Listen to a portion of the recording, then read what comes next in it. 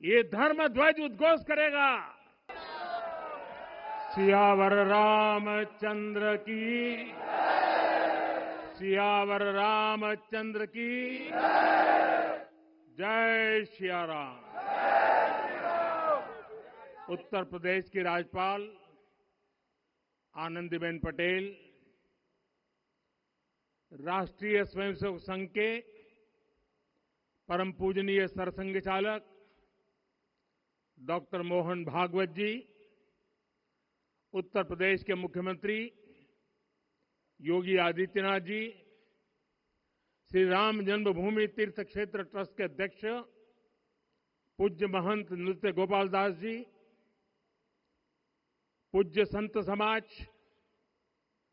यहां पधारे सभी भक्तगण, देश और दुनिया से इस ऐतिहासिक पल के साक्षी बन रहे कोटि कोटि राम भक्त, देवी और सज्जनों, आज अयोध्या नगरी भारत की सांस्कृतिक चेतना के एक और उत्कर्ष बिंदु की साक्षी बन रही है।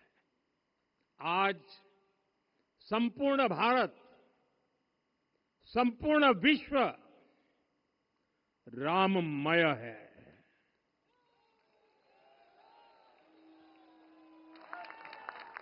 हर राम भक्त के हृदय में अद्वितीय संतोष है, असीम कृतज्ञता है, अपार अलौकिक आनंद है।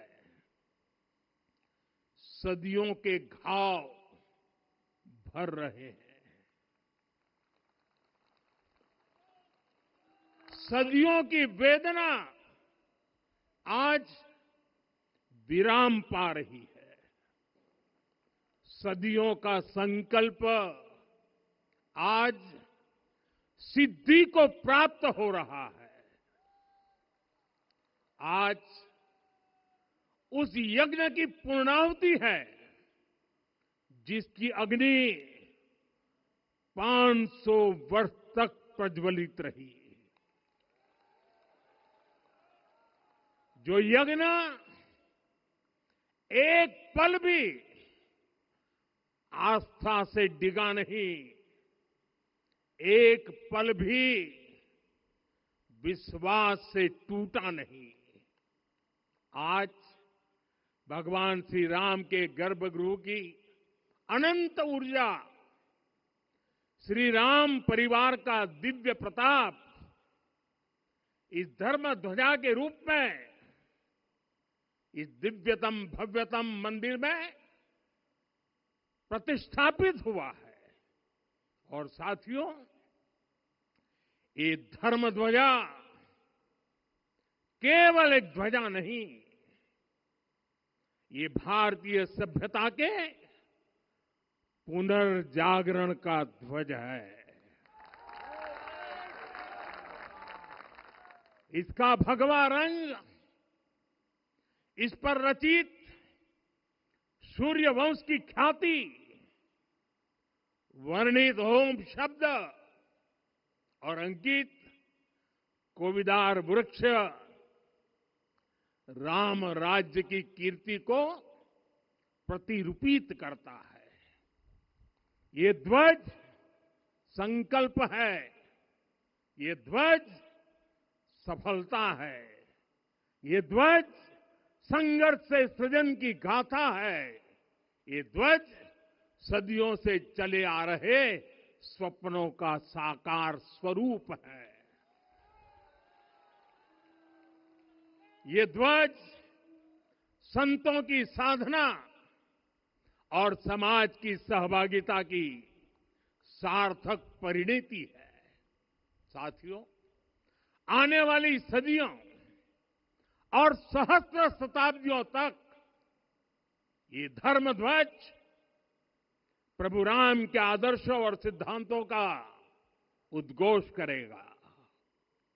ये धर्म ध्वज आह्वान करेगा, सत्यमेव जयते नानृतम, यानी जीत सत्य की ही होती है, असत्य की नहीं। सत्यम एक पदम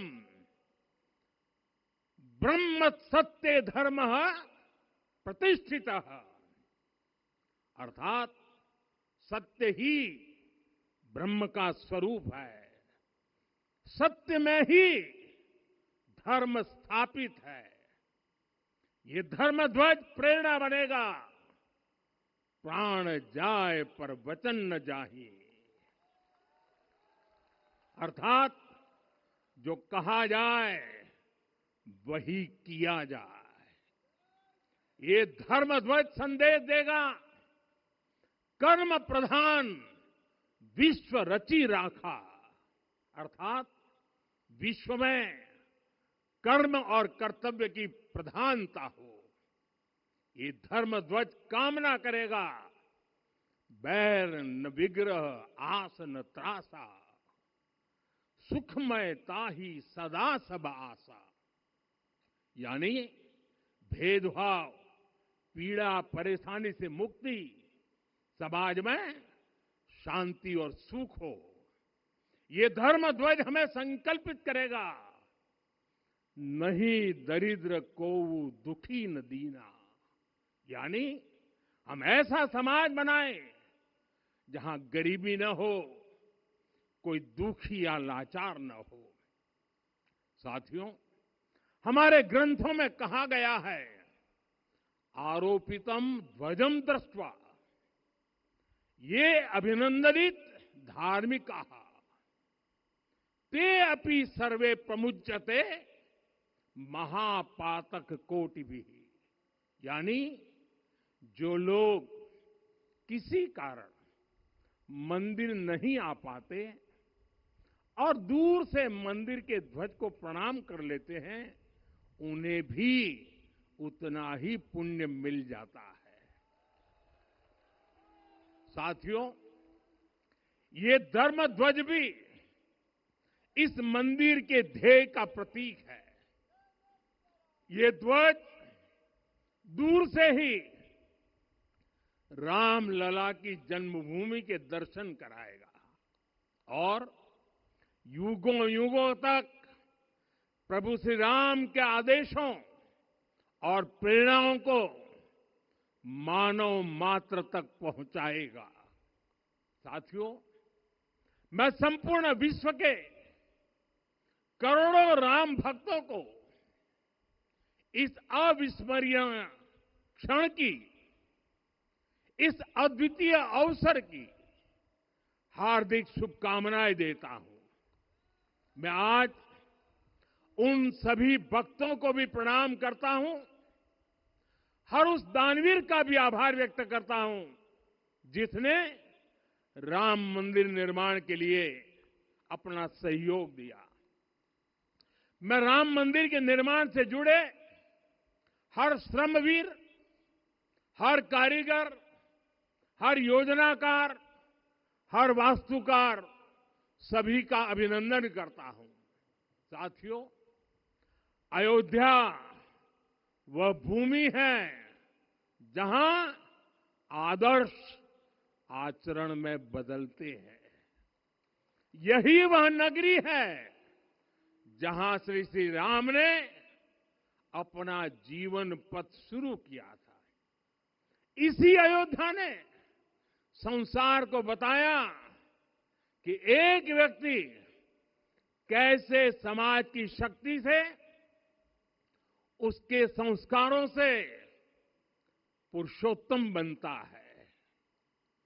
जब श्री राम अयोध्या से वनवास को गए तो वे युवराज राम थे, लेकिन जब लौटे तो मर्यादा पुरुषोत्तम बनकर के आए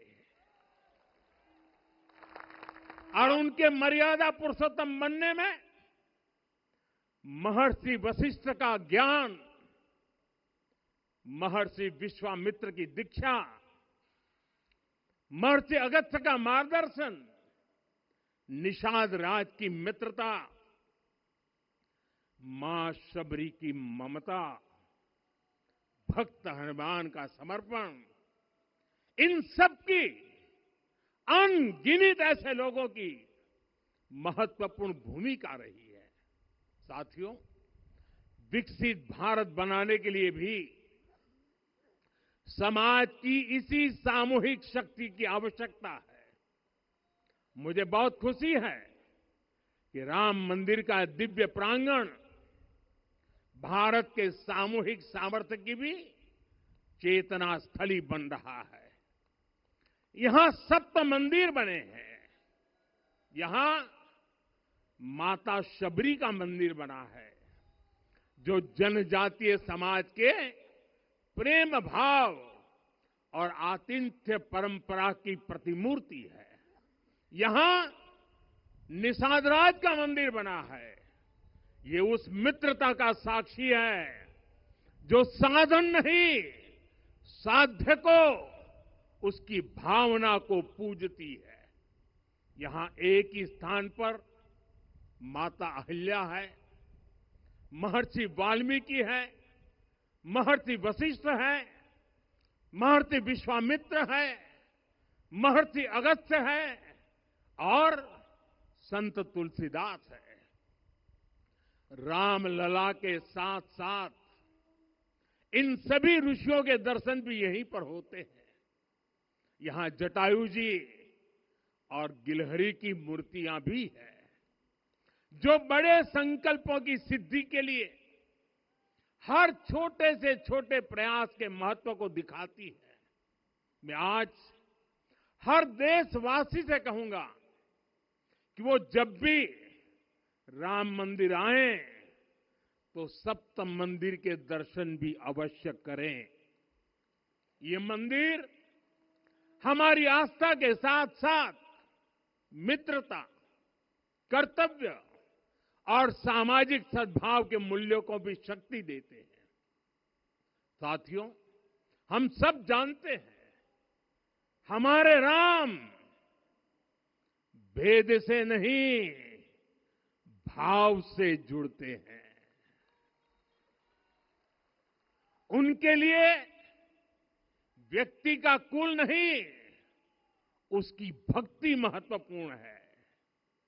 उन्हें वंश नहीं, मूल्य प्रिय है। उन्हें शक्ति नहीं, सहयोग महान लगता है। आज हम भी उसी भावना से आगे बढ़ रहे हैं। पिछले 11 वर्षों में महिला, दलित, पिछड़े, अति पिछड़े, आदिवासी, वंचित, किसान, श्रमिक, युवा, हर वर्ग को विकास के केंद्र में रखा गया है। जब देश का हर व्यक्ति, हर वर्ग, हर क्षेत्र सशक्त होगा, तब संकल्प की सिद्धि में सबका प्रयास लगेगा। और सबके प्रयास से ही 2047 जब देश आजादी के 100 साल मनाएगा, हमें 2047 तक विकसित भारत का निर्माण करना ही होगा। साथियों, रामलला की प्राण प्रतिष्ठा के ऐतिहासिक अवसर पर मैंने राम से राष्ट्र के संकल्प की चर्चा की थी। मैंने कहा था कि हमें आने वाले 1000 वर्षों के लिए भारत की नींव मजबूत करनी है। हमें याद रखना है, जो सिर्फ वर्तमान का सोचते हैं वो आने वाली पीढ़ियों के साथ अन्याय करते हैं। हमें वर्तमान के साथ साथ भावी पीढ़ियों के बारे में भी सोचना है, क्योंकि हम जब नहीं थे ये देश तब भी था, जब हम नहीं रहेंगे ये देश तब भी रहेगा। हम एक जीवंत समाज है, हमें दूरदृष्टि के साथ ही काम करना होगा। हमें आने वाले दशकों, आने वाली सदियों को ध्यान में रखना ही होगा। और साथियों, इसके लिए भी हमें प्रभु राम से सीखना होगा। हमें उनके व्यक्तित्व को समझना होगा, हमें उनके व्यवहार को आत्मसात करना होगा। हमें याद रखना होगा, राम यानी आदर्श, राम यानी मर्यादा, राम यानी जीवन का सर्वोच्च चरित्र, राम यानी सत्य और पराक्रम का संगम। दिव्य गुणे शक्र समो रामः सत्य पराक्रमः। राम यानी धर्म पथ पर चलने वाला व्यक्तित्व। रामः सत्पुरुषो लोके सत्यः सत्यपरायणः। राम यानी जनता के सुख को सर्वोपरि रखना, प्रजा सुखत्वे चंद्रस्य। राम यानी धर्म और क्षमा का दरिया। वसुधाया क्षमा गुणे है। राम यानी ज्ञान और विवेक की पराकाष्ठा। बुद्ध या बृहस्पति तुल्य। राम यानी कोमलता में दृढ़ता। मृदु पूर्वज भाषते। राम यानी कृतज्ञता का सर्वोच्च उदाहरण। कदाचन नोपकारेण कृति नैकेन तुष्यति। राम यानी श्रेष्ठ संगति का चयन। शीला वृद्धे ज्ञान वृद्धे वयोवृद्धे च सज्जनै। राम यानी विनम्रता में महाबल। वीर्यवान च वीर्येण महता स्वेन विस्मितः। राम यानी सत्य का अडिग संकल्प। न च अनुत्र कथो विद्वान। राम यानी जागरूक, अनुशासित और निष्कपट मन। निस्तिंद्र अपम्रत च स्वदोष परदोषवित। साथियों, राम सिर्फ एक व्यक्ति नहीं, राम एक मूल्य है, एक मर्यादा है, एक दिशा है। अगर भारत को साल 2047 तक विकसित बनाना है, अगर समाज को सामर्थ्यवान बनाना है, तो हमें अपने भीतर राम को जगाना होगा। हमें अपने भीतर के राम की प्राण प्रतिष्ठा करनी होगी। और इस संकल्प के लिए आज से बेहतर दिन और क्या हो सकता है। साथियों, 25 नवंबर का यह ऐतिहासिक दिन अपनी विरासत पर गर्व का एक और अद्भुत क्षण लेकर आया है। इसकी वजह है धर्म ध्वजा पर अंकित कोविदार वृक्ष। ये कोविदार वृक्ष इस बात का उदाहरण है कि जब हम अपनी जड़ों से कट जाते हैं तो हमारा वैभव इतिहास के पन्नों में दब जाता है। साथियों, जब भरत अपनी सेना के साथ चित्रकूट पहुंचे तो लक्ष्मण ने दूर से ही अयोध्या की सेना को पहचान लिया। ये कैसे हुआ? इसका वर्णन वाल्मीकि जी ने किया है। और वाल्मीकि जी ने क्या वर्णन किया है? उन्होंने कहा है, विराजित उद्गत स्कंधम कोविदार ध्वजः रथे। लक्ष्मण कहते हैं, राम, सामने जो तेजस्वी प्रकाश में विशाल वृक्ष जैसा ध्वज दिखाई दे रहा है, वही अयोध्या की सेना का ध्वज है। उस पर कोविदार का शुभ चिन्ह अंकित है। साथियों, आज जब राम मंदिर के प्रांगण में कोविदार फिर से प्रतिष्ठित हो रहा है, यह केवल एक वृक्ष की वापसी नहीं है, यह हमारी स्मृति की वापसी है, हमारी अस्मिता का पुनर्जागरण है, हमारी स्वाभिमानी सभ्यता का पुनः उद्घोष है। कोविदार वृक्ष हमें याद दिलाता है कि जब हम अपनी पहचान भूलते हैं तो हम स्वयं को खो देते हैं, और जब पहचान लौटती है तो राष्ट्र का आत्मविश्वास भी लौट आता है। और इसलिए मैं कहता हूं, देश को आगे बढ़ना है तो अपनी विरासत पर गर्व करना होगा। साथियों, अपनी विरासत पर गर्व के साथ साथ एक और बात भी महत्वपूर्ण है, और वो है गुलामी की मानसिकता से पूरी तरह मुक्ति। आज से 190 साल पहले 190 साल पहले साल 1835 में 1835 में मैकाले नाम के एक अंग्रेज ने भारत को अपनी जड़ों से उखाड़ने के बीज बोए थे। मैकाले ने भारत में मानसिक गुलामी की नींव रखी थी।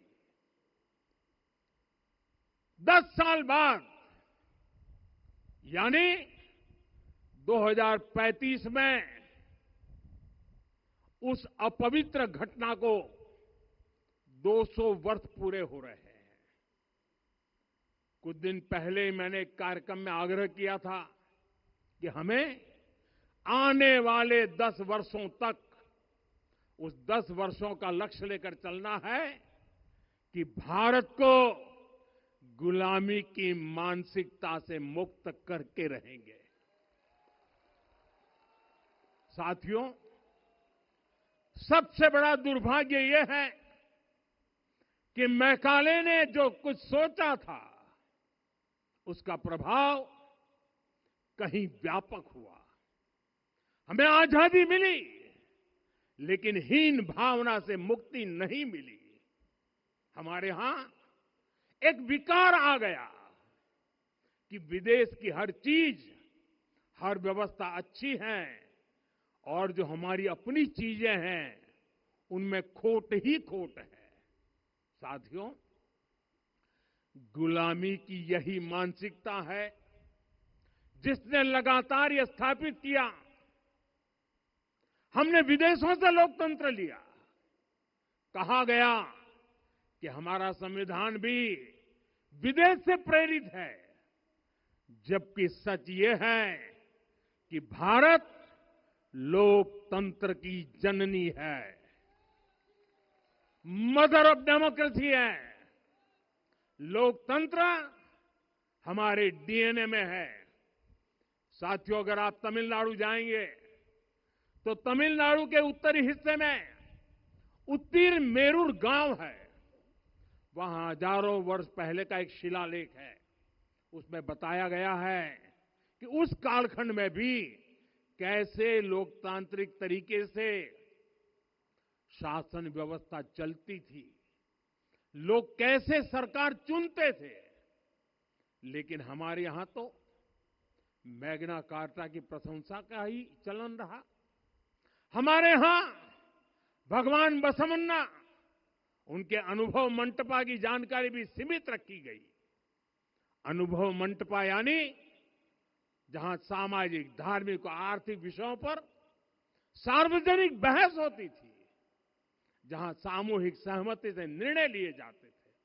लेकिन गुलामी की मानसिकता के कारण इस भारत की कितनी ही पीढ़ियों को इस जानकारी से भी वंचित रखा गया।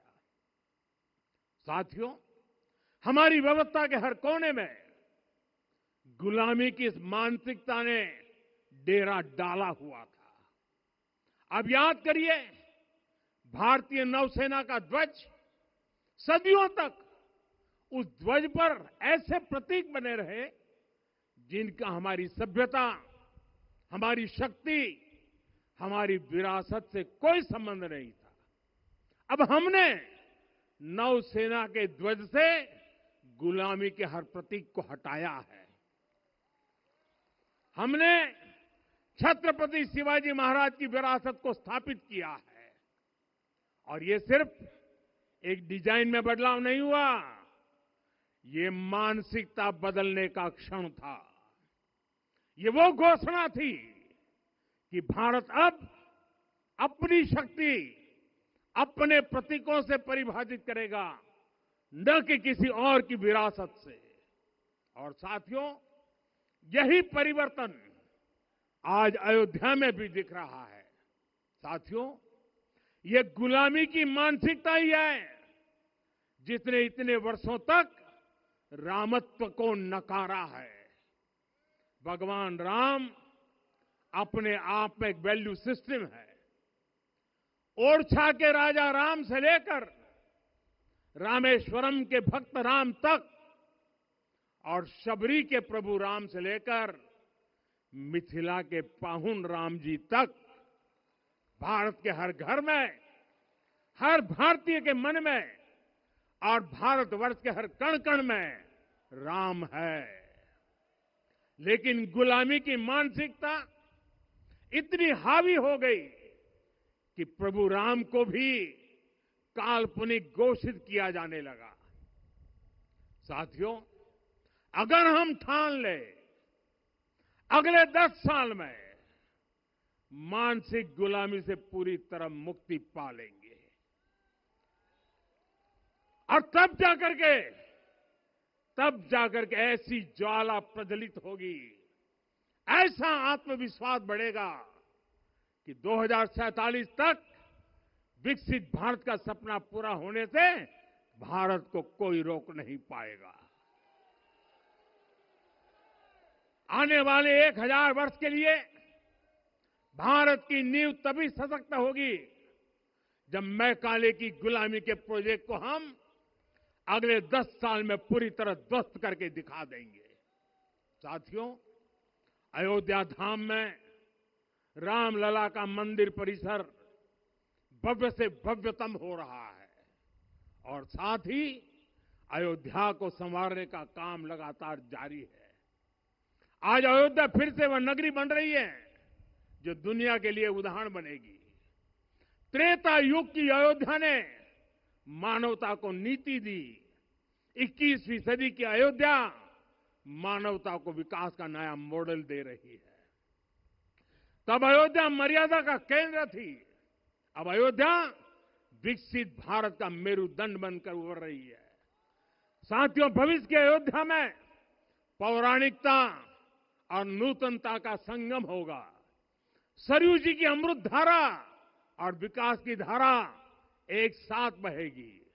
यहां आध्यात्म और आर्टिफिशियल इंटेलिजेंस दोनों का तालमेल दिखेगा। राम पथ, भक्ति पथ और जन्मभूमि पथ से नई अयोध्या के दर्शन होते हैं। अयोध्या में भव्य एयरपोर्ट है। अयोध्या में आज शानदार रेलवे स्टेशन है। वंदे भारत और अमृत भारत एक्सप्रेस जैसी ट्रेनें अयोध्या को बाकी देश से जोड़ रही हैं। अयोध्या वासियों को सुविधाएं मिले, उनके जीवन में समृद्धि आए, इसके लिए निरंतर काम चल रहा है। साथियों, जब से प्राण प्रतिष्ठा हुई है तब से लेकर आज तक करीब 45 करोड़ श्रद्धालु यहां दर्शन के लिए आ चुके हैं। ये वो पवित्र भूमि है जहां 45 करोड़ लोगों के चरण रज पड़े हैं और इससे अयोध्या और आसपास के लोगों की आय में आर्थिक परिवर्तन आया है, वृद्धि हुई है। कभी अयोध्या विकास के पैमानों में बहुत पीछे थी, आज अयोध्या नगरी यूपी के अग्रणी शहरों में से एक बन रही है। साथियों, 21वीं सदी का आने वाला समय बहुत महत्वपूर्ण है। आजादी के बाद के 70 साल में भारत विश्व की 11वीं सबसे बड़ी अर्थव्यवस्था बना। 70 साल में 11वीं। लेकिन पिछले 11 साल में ही भारत विश्व की 5वीं सबसे बड़ी अर्थव्यवस्था बन चुका है। और वो दिन दूर नहीं जब भारत विश्व की 3री सबसे बड़ी अर्थव्यवस्था भी बन जाएगा। आने वाला समय नए अवसरों का है, नई संभावनाओं का है और इस अहम कालखंड में भी भगवान राम के विचार ही हमारी प्रेरणा बनेंगे। जब श्री राम के सामने रावण विजय जैसा विशाल लक्ष्य था, तब उन्होंने कहा था, सौरज धीरज ते ही रथ चाका, सत्यशील दृढ़ ध्वज पताका, बल विवेक दम परहित गोरे, क्षमा कृपा समता रजु जोरे। यानी रावण पर विजय पाने के लिए जो रथ चाहिए, शौर्य और धैर्य उसके पहिए हैं, उसकी ध्वजा सत्य और अच्छे आचरण की है, बल विवेक संयम और परोपकार इस रथ के घोड़े हैं, लगाम के रूप में क्षमा दया और समता है जो रथ को सही दिशा में रखते हैं। साथियों, विकसित भारत की यात्रा को गति देने के लिए ऐसा ही रथ चाहिए, ऐसा रथ जिसके पहिए शौर्य और धैर्य हो, यानी चुनौतियों से टकराने का साहस भी हो और परिणाम आने तक दृढ़ता से डटे रहने का धैर्य भी हो। ऐसा रथ जिसकी ध्वजा सत्य और सर्वोच्च आचरण हो, यानी नीति नियत और नैतिकता से समझौता कभी न हो। ऐसा रथ जिसके घोड़े बल विवेक संयम और परोपकार हो, यानी शक्ति भी हो बुद्धि भी हो अनुशासन भी हो और दूसरों के हित का भाव भी हो। ऐसा रथ जिसकी लगाम क्षमा करुणा और संभाव हो, यानी जहां सफलता का अहंकार नहीं और असफलता में भी दूसरों के प्रति सम्मान बना रहे।